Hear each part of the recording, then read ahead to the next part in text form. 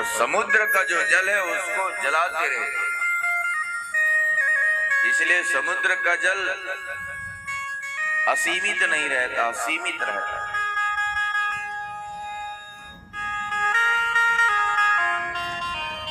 अग्नि के रूप में शिव ने ही अवतार लिया। विश्वानर मुनि नर्मदा किनारे रहते थे। उनकी पत्नी ने सेवा की, मरण कर्म वाणी से वरदान मांगने के लिए कहा। पत्नी ने शिव के समान पुत्र मांगा।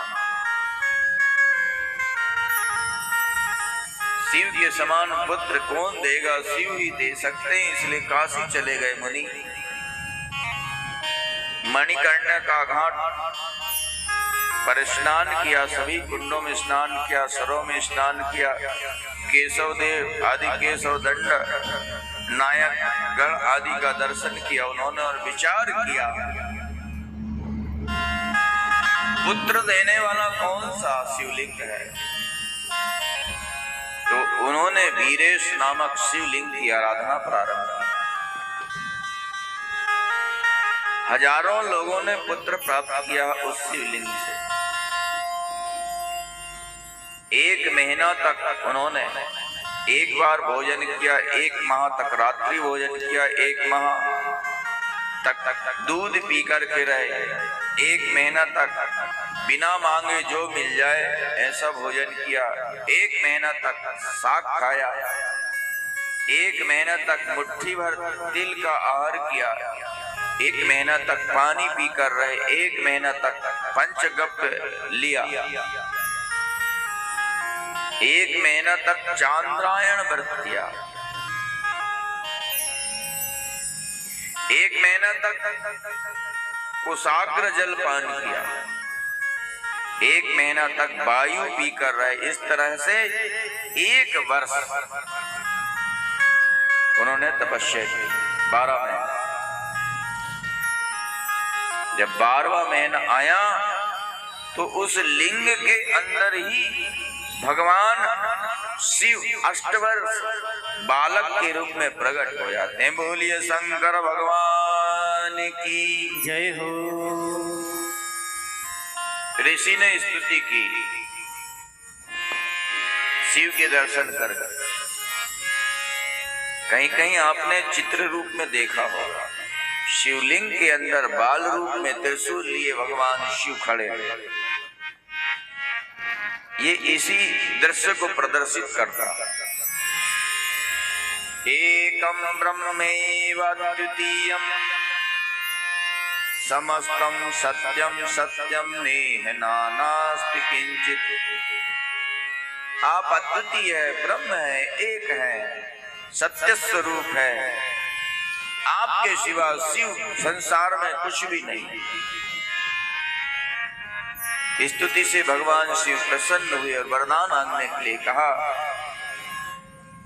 विश्वानर ने कहा कि प्रभु आप प्रसन्न हैं, आप तो अंतर्यामी हैं, अंतर्यामी को बोलकर क्या बताएं। चींटी के पद नूपुर बाजे वह भी साहब सुनता है।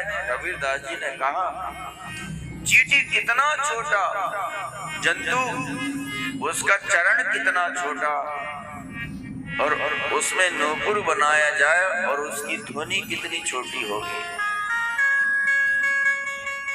तो वह भी, उसकी ध्वनि भी ईश्वर सुनता है। आप अंतर्यामी हैं, आपको कहकर क्या बताऊं। भगवान शिव ने कहा कि मैं ही तुम्हारा पुत्र हूं।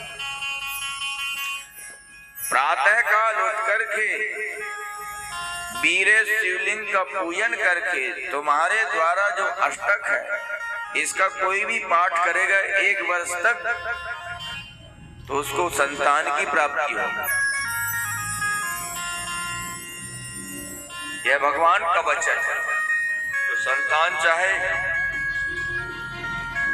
शिव का पूजन करके, इनके द्वारा जो स्तुति की गई है 8 श्लोकों में, उसका कोई पाठ करता नित्य 1 वर्ष तक उसको संतान की प्राप्ति होती है। निसंतान को संतान मिल जाए।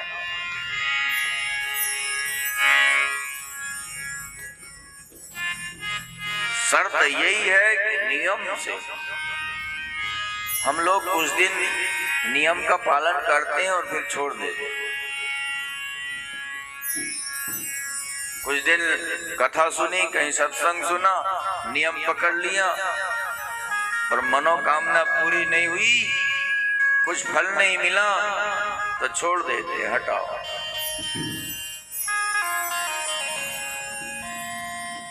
विकारों को छोड़कर के शिव की आराधना करने पर शिव प्रसन्न होते हैं। गोस्वामी तुलसीदास जी ने कहा, काम को है मद मान न मोहा, काम क्रोध मद मान न मोहा, काम क्रोध मद मान न मोहा, काम क्रोध मद मान न मोहा, लोभे न क्षोभे रागे न द्रोहा, लोभे न क्षोभे रागे न द्रोहा, लोभे न क्षोभे रागे न द्रोहा, लोभे न क्षोभे रागे न द्रोहा, जिनके कपट दंभ नहीं माया, जिनके कपट दंभ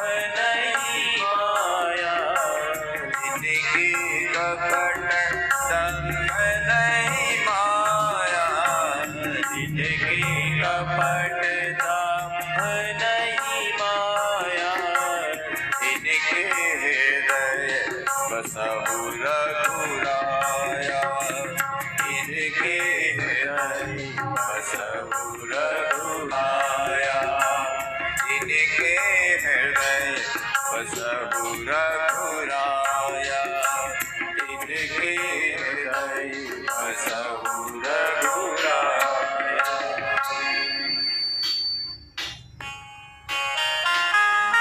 वही विश्वानर के यहाँ भगवान शिव ही वैश्वानर, जिनको गृहपति भी कहते हैं, अग्नि के रूप में जन्म लेते।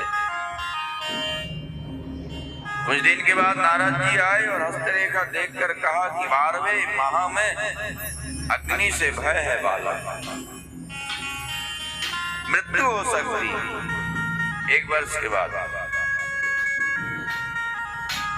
माता पिता रोने लगे। समझाया पुत्र ने और कहा कि चिंता मत करो, मैं भगवान शिव की आराधना करके मृत्यु को भी टाल दूंगा। काशी जाकर के मणिकर्णिका में स्नान करके विश्वेश्वर दर्शन करके शिव की आराधना करने लगे। 12वां महीना में नारद की वाणी को सत्य करने के लिए इंद्र आया और कहा कि मैं तुम्हारे ऊपर प्रसन्न हूँ, वरदान मांगो। वैश्वानर नर ने कहा कि मैं शिव से ही वरदान मांगूंगा, तुमसे नहीं। इंद्र ने कहा कि मेरे से बढ़कर शिव नहीं है, तुम मुझसे वरदान मांगो। पर इन्होंने इंद्र का तिरस्कार कर दिया, मैं आपसे वरदान नहीं मांग सकता हूं, आप पधारो यहां से। जो अनन्य भक्त होता है अपने इष्ट को छोड़कर दूसरे से कुछ नहीं मांगता। बने तो रघुवर ते बने, बिगड़े ते भरपूर, तुलसी और अनते बने, पावन वे पेड़। बनाना बिगाड़ना हमारे इष्ट के हाथ में है। हम बनेंगे भी तो अपने आराध्य से बनेंगे, बिगड़ेंगे भी तो आराध्य से बनेंगे, बिगड़ेंगे। दूसरे से ना तो बिगड़ना है ना बनना है। इसलिए अपने इष्टों को छोड़ करके दूसरे से मत मांग। शिवजी को छोड़कर किसी से किससे मांगना? सारी दुनिया भिखारी है, हमारे भोलेनाथ सबकी झोली भरते हैं, जगत के दाता, जगत का कल्याण करते हैं।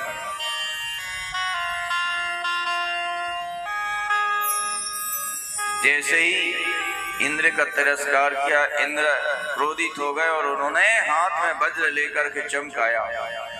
नारद के वचनों को स्मरण किया बालक ने, शिव की शरण में गए। शिव उन्हीं इंद्र से शिव प्रकट हो गए। बोलिए शंकर भगवान की जय हो। शिव ने कहा कि बेटा मैं ही इंद्र बनकर आया था, तेरी परीक्षा ले रहा। परीक्षा में पास हो गया। भगवान शिव ने आग्नेय दिशा का मालिक बना दिया। जो भी हवन करेगा वो अग्निलोक में वास होगा, उसका अग्निलोक की प्राप्ति होगी।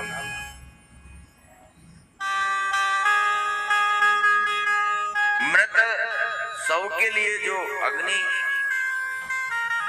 में जलाने के लिए लकड़ी दान करता, उसके ऊपर अग्नि प्रसन्न होता। अग्नि की उपासना करने से, नित्य हवन करने से तेज की प्राप्ति होती है और पाप नष्ट हो जाता है। इसलिए भोजन बनाओ तो अग्नि को मीठा, घी और रोटी का भोग लगाना चाहिए। 5 आहुति देना चाहिए अग्नि में। उससे अग्निदेव प्रसन्न होते हैं, दरिद्रता दूर करते हैं, तेज की प्राप्ति होती है, पाप दूर करते हैं।